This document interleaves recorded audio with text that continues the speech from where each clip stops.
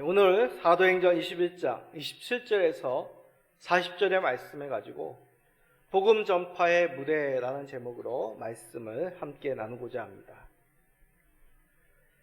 자, 이제 2022년도도 얼마 남지 않았습니다. 이제 한 주 지나면, 한 주일만 지나고 두 주의 시간을 거치면 2022년도도 이제 과거의 시간이 됩니다. 22년도 좀 특별한 해였습니다. 팬데믹 이후 많은 변화가 있었던 한 해였습니다.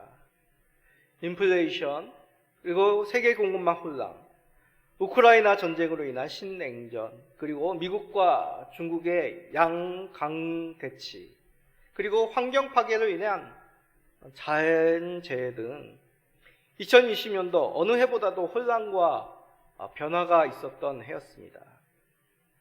우리는 이런 혼란과 변화, 금년에 일어났던 표면적인 이유는 뉴스를 통해서 많이 들었습니다. 그러나 근본적인 이유, 그 내면에 있는 더 중요한 이유, 많은 경우 우리가 잘 알지 못하죠. 많은 역사적 사건 뒤에는 이렇듯 그 당시에는 알지 못하였던 더 근본적인 숨겨진 이야기들이 있습니다. 자, 예를 들자면 세계 대공황 아시죠? 20세기 초반에 있었던 이 세계 대불황, 공황. 단지 경제 불황만이 그 결과물이 아니었습니다. 더 근본적인 숨겨진 그 다음의 사건, 2차 세계대전의 원인이었다는 얘기죠.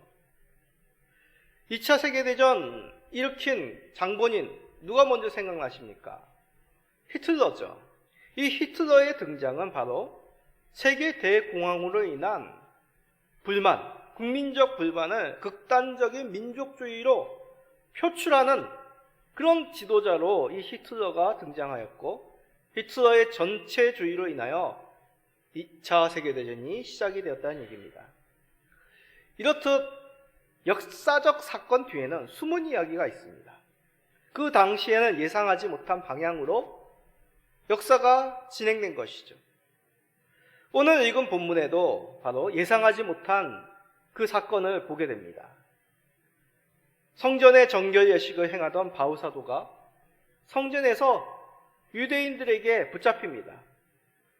율법의 열심인 유대인들, 바울사도는 눈의 가시와도 같은 존재였습니다. 이들의 손에 바울사도가 붙잡혔다는 것, 그것은 바로 그 목숨이 사라질 위기에 처해 있다는 뜻입니다. 그런데 이 예상하지 못한 사건, 또 다른 예상하지 못한 사건으로 전개가 됩니다. 오늘 본문의 사건으로 인해 바울사도는 이제 로마에 이르러 복음을 전하게 되는 그 일이, 그 복음 전파의 길이 열리게 된 것입니다. 인류사에서 로마에까지 복음이 전파되는 사건, 로마가 기독교를 공인한 것, 그것은 아주 큰 역사적 중대한 사건입니다. 그러나 우리들에게 있어서 로마가 복음을 받아들이는 것, 이것은 단지 역사적인 이야기만이 아니죠. 바로 로마의 복음이 전파되는, 땅끝까지 이뤄 복음이 전파되게 하신다는 예수님의 말씀이, 그 예언이 실현이 된 것입니다. 다시 말해 예수님께서 누구시다? 백성들을 구원할 메시아임을 증거하는 그 사건이 바로 오늘 우리가 읽은 이 본문이 배경이 되고 있다는 얘기죠. 눈으로 보여지는 현장, 오늘 본문 속에서 보여지는 그 현장은 단지 폭력의 현장처럼 보입니다. 위협이 난무하고 군중들이 폭동으로 변합니다. 그러나 하나님께서는 이곳을 복음 전파의 무대로 바꾸십니다. 어떻게 폭동의 현장이 복음 전파의 무대로 변하게 된 것일까요? 그리고 이러한 사실이 과연 오늘날 살아가고 있는 우리들과는 무슨 관계일까요? 이 말씀을 살펴보기를 소원합니다.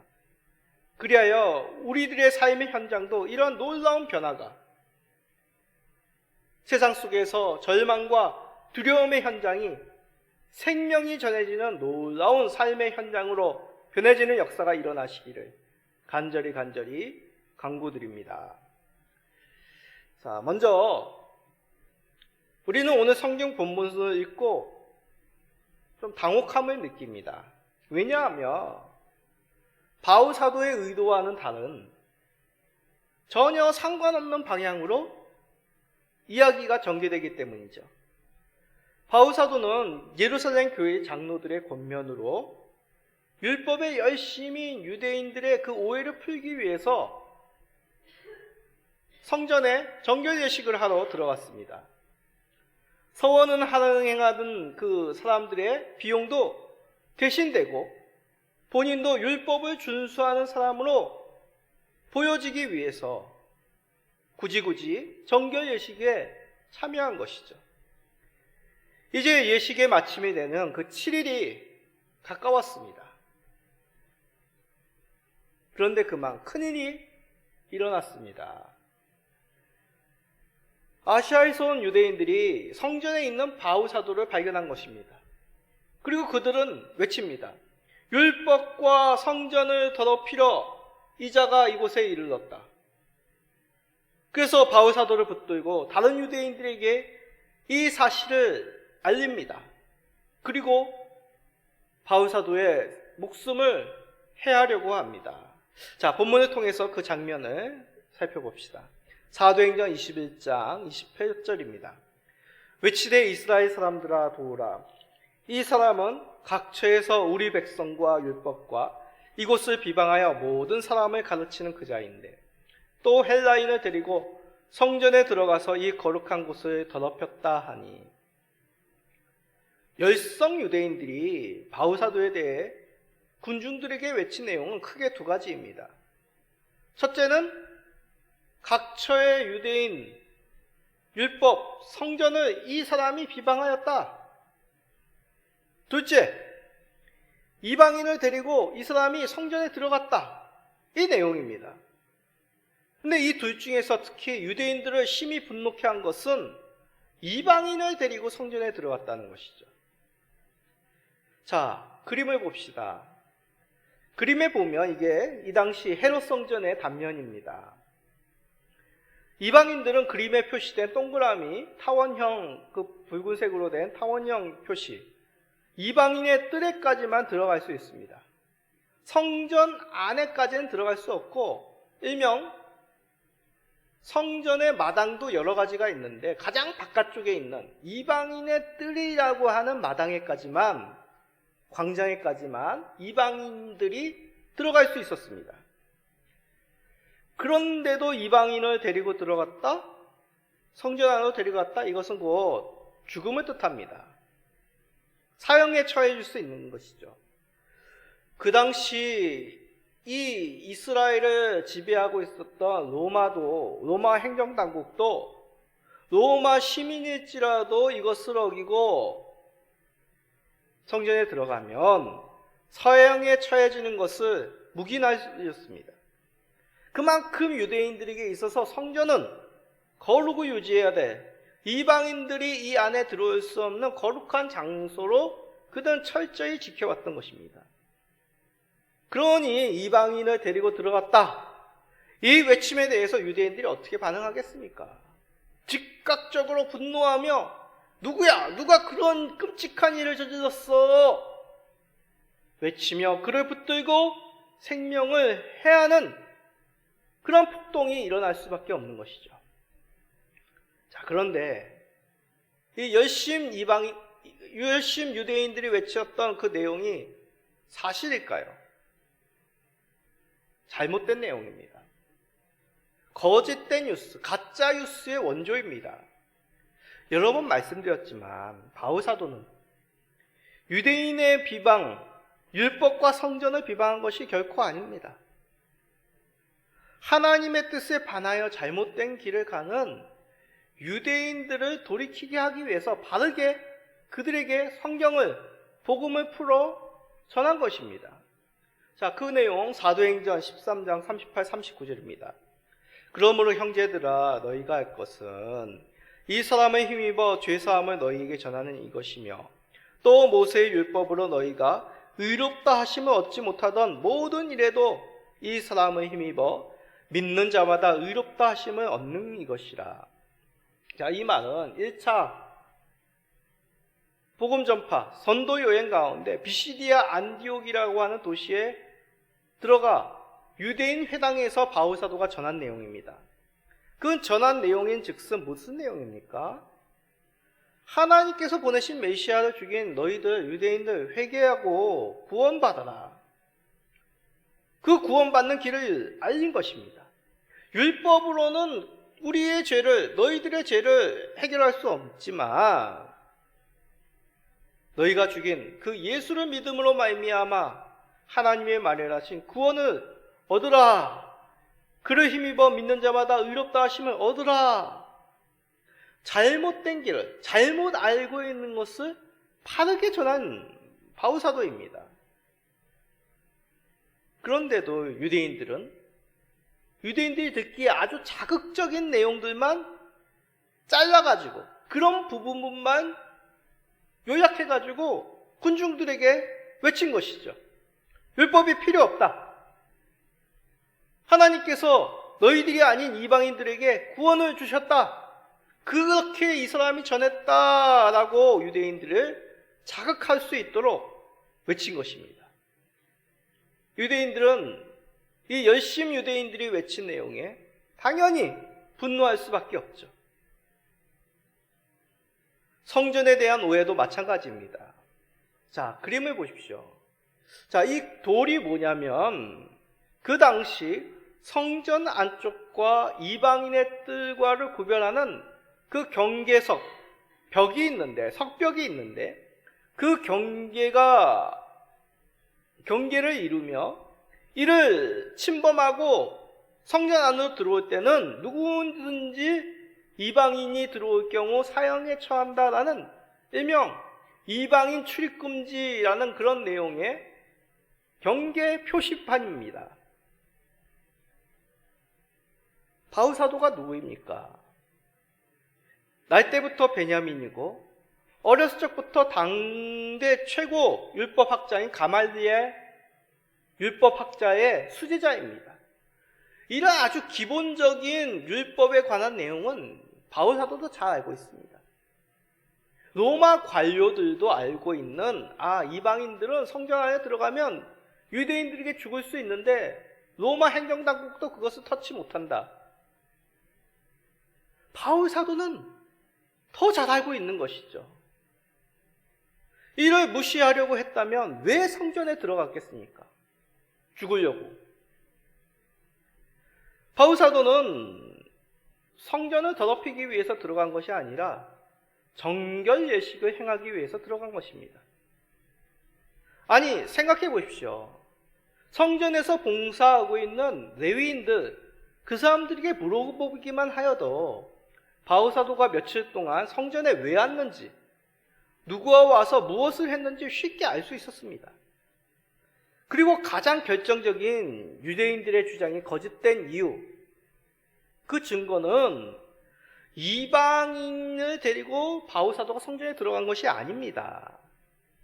시내에서 바울 사도가 이방인과 같이 있었던 것을 유대인들이 발견한 것이죠. 성전 안이 아니라 예루살렘 시장에서 이방인과 바울 사도가 같이 있었던 걸 본 겁니다. 그런데 왜 유대인들은 이방인을 바울 사도가 데리고 이 성전에 들어왔다고 여긴 걸까요?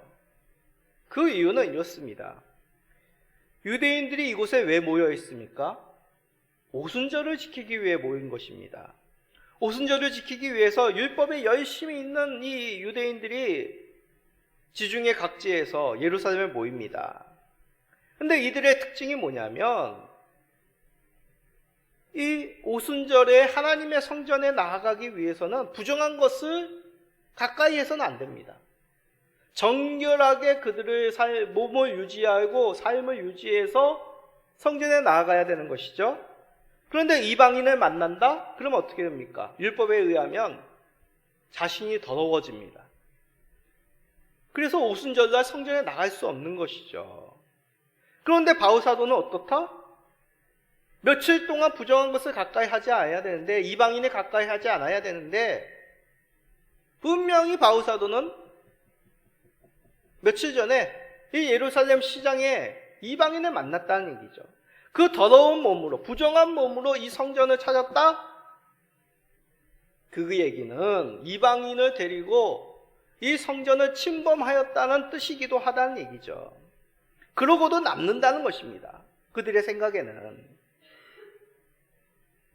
그런데 그들이 깨닫지 못하는, 알지 못하였던 선입관을 가지고 있었던 진실된 숨겨진 이야기, 그것은 바로 바울 사도가 그 정결을 회복하기 위해서, 정결 예식을 지키기 위하여, 율법을 지키기 위하여 이 성전에 들어왔다는 것이죠. 한마디로 유대인들은 잘못된 선입관을 가진 것입니다. 자신들이 행하는 율법 중심의 삶을 잘못되지 않았다는 그 교만함을 가지고 있었다는 얘기죠. 결코 구약 성경은 율법으로 구원을 얻는다고 말씀하지 않습니다. 구약 성경은 역시 믿음으로 구원을 얻습니다. 하나님의 약속, 말씀을 믿고 따르는 성도의 삶을 구약 성경을 보여주신 것입니다. 아브라함이 누굽니까? 아브라함을 뭐라고 부르죠? 별명이 뭐예요? 믿음의 조상입니다. 율법의 조상이 아닙니다.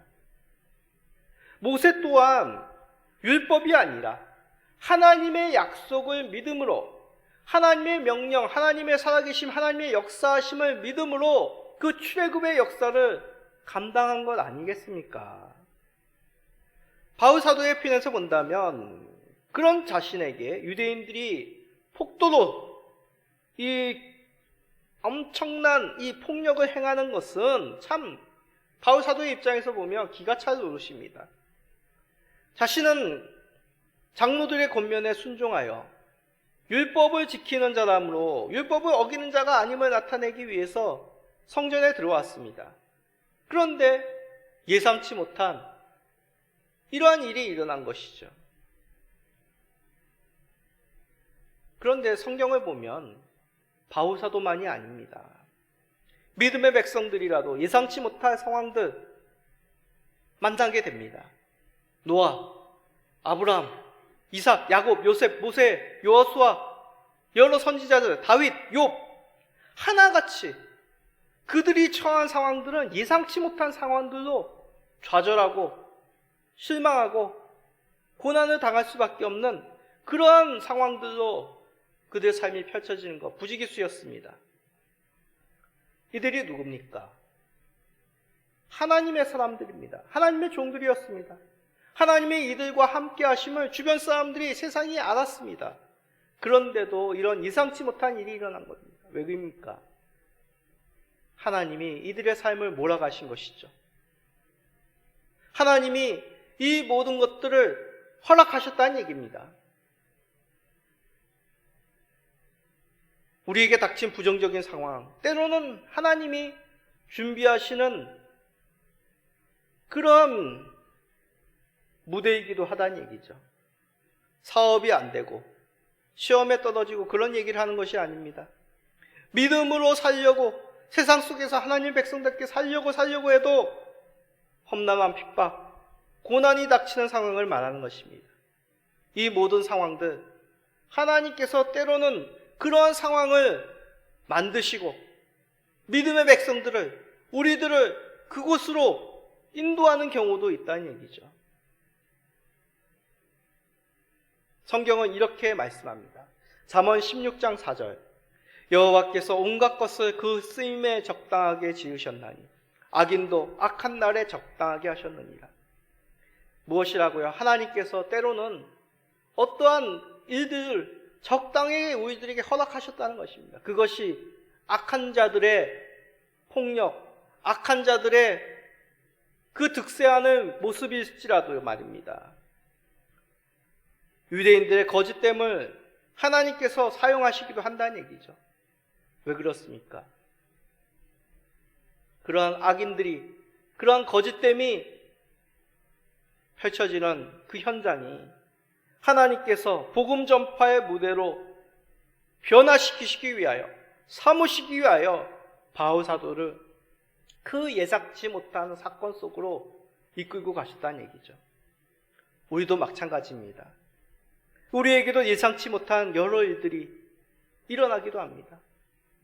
하나님의 백성답게, 믿음의 백성답게 우리가 살아갈지라도 때로는 예상치 못한 어려움을 당하기도 하고 오해도 당하기도 하고 거짓된 그 거짓 정보로 우리가 곤란하게 되기도 한다는 얘기죠. 그러나 그 상황이 다가 아닙니다. 이것을 믿음으로 지키다 보면 하나님께서 이러한 어려운 상황을 복음 전파의 무대로 변화시키는 그러한 놀라운 역사, 깊으신 뜻을 발견하게 된다는 얘기입니다. 하나님을 신뢰하심으로 이 어려운 고난, 이 예상치 못하는 이 상황, 믿음으로 승리하시는 모든 성도님 되시기를 간절히 간구드립니다. 자, 바울사도의 이야기 다시 해봅시다. 예상치 못한 고난의 상황, 믿음으로 승리한다. 참 알지만 이게 쉽지가 않습니다. 이 어려운 상황 속에서 우리가 믿음으로 주를 바라본다. 이 뜻은 하나님을 생각하자는 얘기죠. 어려운 상황 속에서 우리를 어떻게 생각하실 거냐는 얘기입니까? 그냥 우리를 내버려 두실까요? 믿음의 백성들을 내버려 두실까요? 하나님을 신뢰한다는 것은 이 모든 것들이 그냥 그 어려움, 고난, 그 예상치 못한 그 핍박, 그것으로 끝내지 아니하신다는 그 하나님의 성품, 하나님의 뜻을 신뢰한다는 얘기입니다. 하나님께서는 바울 사도를 이 어처구니 없는 고난의 상황 속에서 건져주십니다. 그런데 그 하나님께서 건져주시는 방법이 신묘합니다. 바로 로마 군대를 사용하신 것입니다. 이 당시 예루살렘 로마 수비대는 그림과 같은 동그란 노란 선, 이곳이 어디냐면 안토니오 요새라는 곳에 주둔하고 있었습니다. 가운데에 보시는 네모난 곳이 이 당시 헤롯 성전의 모습입니다. 모형이죠. 그 헤롯 성전 북서쪽에 이 로마 군인들이 주둔하고 있는 안토니오 요새가 저렇게 딱 붙어 있습니다. 이 안토니오 요새는 높이가 약 25m로 성전보다 높은 그런 요새였습니다. 그러기에 이 요새 꼭대기에 올라가면 이 성전의 상황들이 한눈에 다 내려다보게 되는 것이죠. 성전에서 요란한 소리가 난다. 수많은 사람들이 크게 외치는 함성 소리가 난다.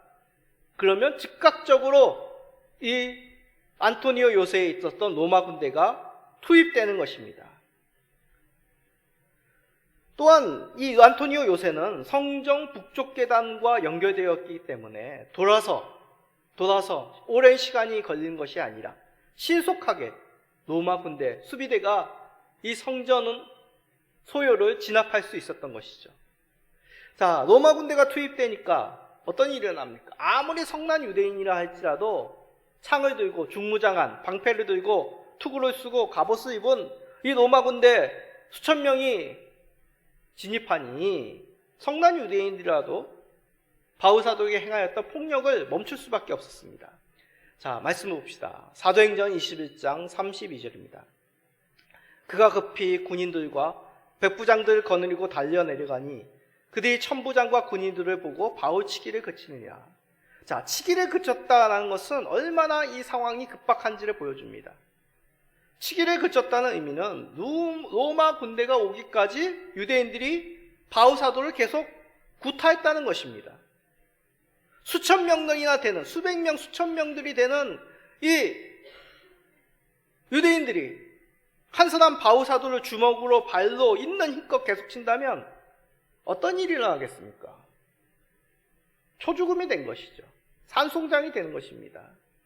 조금만 이러한 구타가 일어난다면 바울 사도는 아마 맞아 죽었을 것입니다. 투입된 이 로마군, 속히 군중들과 바울 사도를 분리합니다. 많은 사람들이 바울 사도에게 폭력을 행사하고 있었기 때문에 이들을 붙여놓는다면 더 큰 잘못, 소요가 일어나고 폭동이 되고 예루살렘이 큰일이 일어날 가능성이 높게 본 것이죠. 그리하여 로마 군대는 바울을 쇠사슬로 결박하고 이 사건의 내막을 알기 위하여 묻습니다. 그런데 군중들 이성을 잃었습니다. 어떤 사람은 이 말, 어떤 사람은 저 말을 외치며 외치죠. 로마 군대로 인하여 다시 조용해졌던 그 상황이 다시 사람들의 외침으로 소란케 된 것입니다. 도저히 군중들 속에서 로마 군대 장교는 이 사건의 전말을 알 수가 없었습니다. 그래서 안토니오 요새에 바울 사도를 끌고 신문하려고 합니다. 그런데 이것마저도 쉽지 않았습니다. 군중들이 허락지 않아야 하는 것이죠. 사도행전 21장 36절입니다. 이는 백성의 무리가 그를 없이 하자고 외치며 따라가미로다. 그를 없이 하자, 이 뜻은 그를 제거해라. 쉽게 얘기해서 죽여라. 저자를 죽여라. 한번 눈을 감고 상상해 보십시오.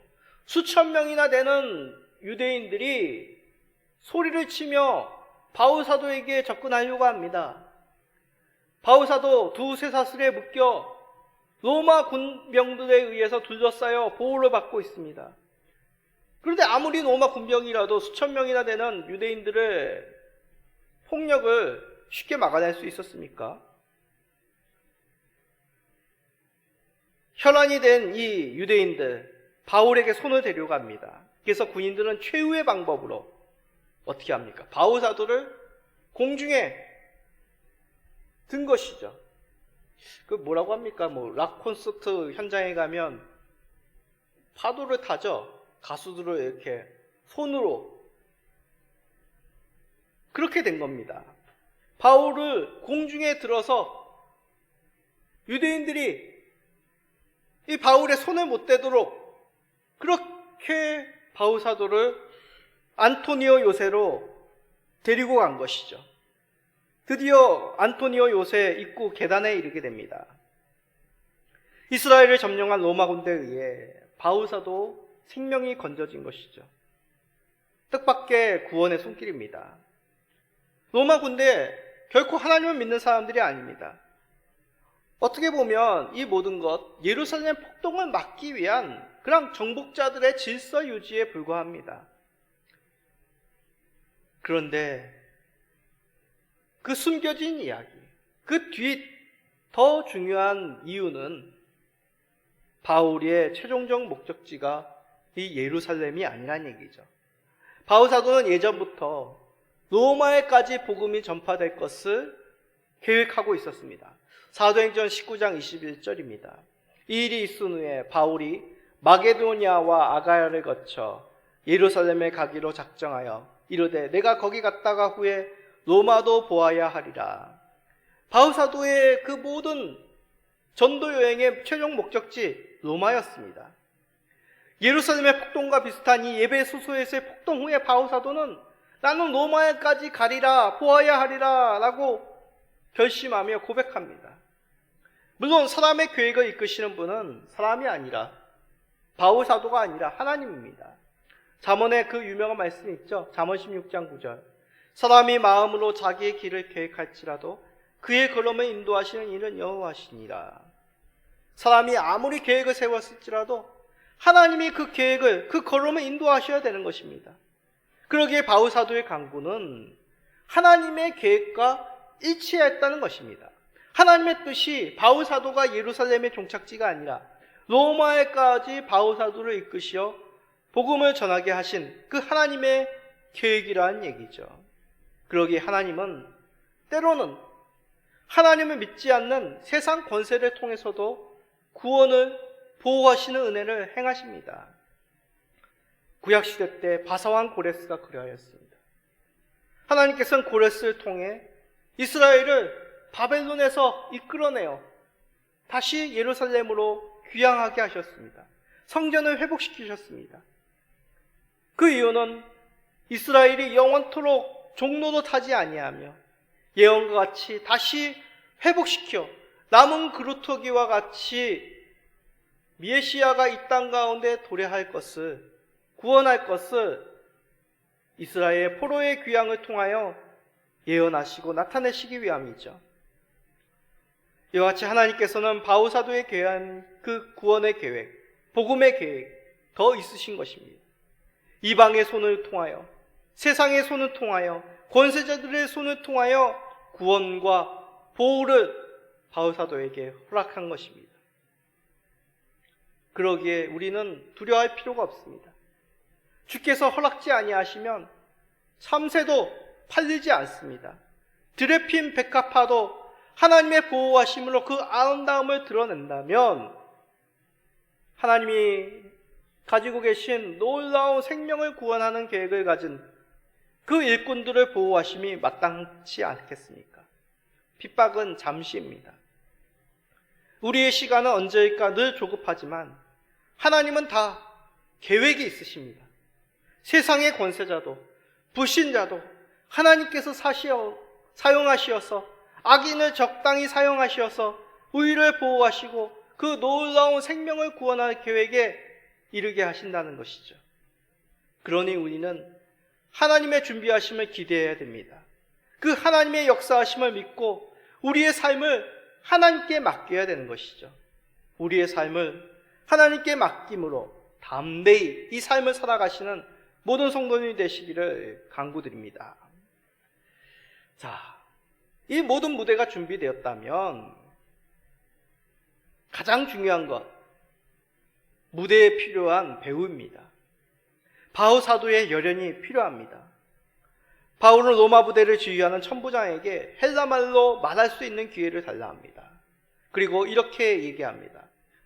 사도행전 21장 39절입니다. 바울이 이르되 나는 유대인이라 소읍이 아닌 길리기아 다소시의 시민이니 청컨대 백성에게 말하기를 허락하니 말하기를 허락하다는 것은 정중하게 거듭 부탁드린다라는 뜻입니다. 자신을 죽이겠다는 외침, 성난 군중, 자신을 들고 진영으로 들어가는 그 로마 군대 속에서 분명하게 확실하게 품위를 잃지 아니하고 요청한 것이죠. 그만큼 바울 사도의 중심에는 분명하고 담대하는 의지가 있었다는 것입니다. 그리고 그는 장교를 통해 말할 허락을 얻고 더 자세하게 묘사한 장면입니다. 사도행전 21장 40절입니다. 천부장이 허락하거늘 바울이 층대 위에 서서 백성에게 손짓하여 매우 조용히 한 후에 히브리 말로 말하니라. 자신이 사람들의 분노의 대상이고 군인에게 끌려가는 죄수와 같은 그런 볼품없는 모습이지만 차분하게 당당하게 군중들 위에 서서 바울 사도는 말하기를 시작합니다. 어떻게 이것이 가능할까요? 모든 사람들에게 가치 있고 반드시 필요한 것이 그 속에 있기 때문입니다. 그 속에 있는 것 바로 복음이었죠. 로마서 1장 16절입니다. 내가 복음을 부끄러워하지 아니하노니 이 복음은 모든 믿는 자에게 구원을 주시는 하나님의 능력이 됨이라. 먼저는 유대인에게요 그리고 헬라인에게로다. 사랑하는 성도님들, 바울 사도는 예상치 못한 그 험난한 무대, 그 속에서 상하지 않도록 하나님의 보호하시는 그 놀라운 손길을 경험했습니다. 이런 뜻밖의 상황 속에서 그가 당당하게 군중들 속에서 외칠 수 있었던 것, 차분하게 품위 있게 그들에게 말할 수 있었던 것, 이것은 바로 그 속에 하나님의 구원의 능력인 복음이 살아있었기 때문이죠. 성난 군중도 하나님을 알지 못했던 이방 로마 군인들도 이제 이 바울 사도가 차분하게 외치는 그 말 속에서 구원해 주시는 하나님의 능력, 그 복음을 듣게 됩니다. 예상치 못한 당혹스러운 이 폭동의 현장, 예상치 못한 이방인의 구원의 손길, 이 무대가 바로 복음 전파의 무대, 생명을 전하는 무대로 변해지는 순간입니다. 이러한 삶의 놀라운 변화, 우리들에게도 있고 싶지 않으십니까? 우리가 이제 맞이할 2023년, 또 우리가 예상치 못할 많은 일들이 일어날 것입니다. 우리는 그 속에서 믿음으로 살려고 노력하지만 때로는 바울사고가 나간 그 험난한 일이 우리에게도 생길 수 있습니다. 그러나 하나님 우리를 보호하십니다. 세상의 권세들을 통하여서도 우리를 지키십니다. 그러하니 우리도 바울사도와 같이 우리 속에 역사하는 소중한 생명의 복음, 꺼지지 않는 그 아름다운 기쁨의 소리를 전함으로 더욱 놀라운 무대가 복음 전파의 무대로 변화되는 놀라운 그 삶의 현장이 일어나시기를, 그것을 소망하시는 성도님 되시기를 예수 그리스도의 이름으로 간절히 축복드립니다. 아멘.